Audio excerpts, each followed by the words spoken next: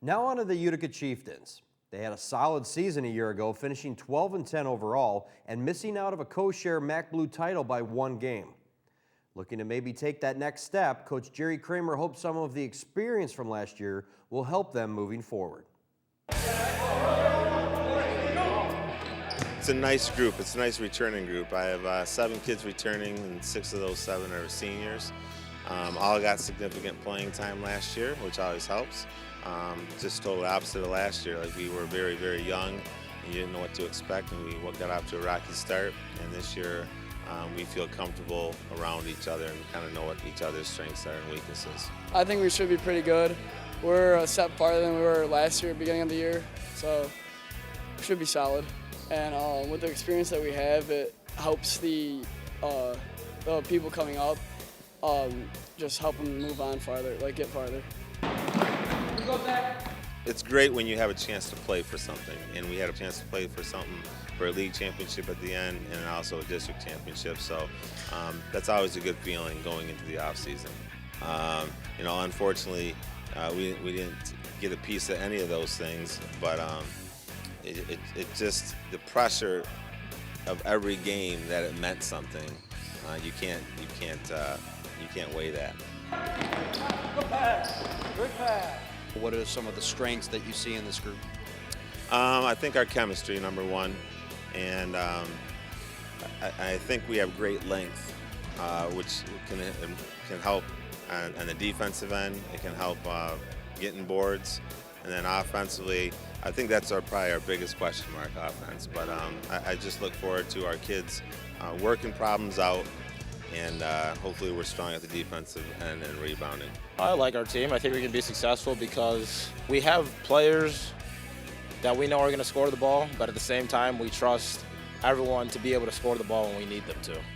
And we play great defense, and we get after it, we hustle, and that's what I like about the team.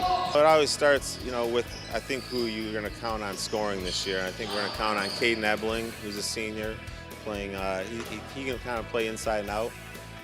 And then Joe Brown is probably one of our better shooters, and we're asking him to kind of maybe expand his role this year and be a scorer for us, and do it more than just his three-point shooting.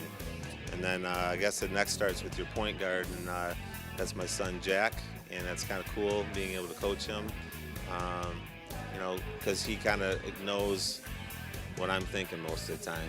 All right, and even though that position sometimes takes a lot of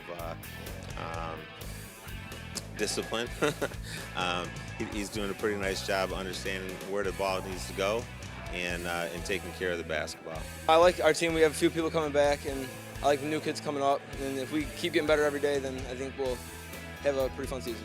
Our goal is to, reach our top potential, win as many games as we can, and if that ends up winning a championship, then great.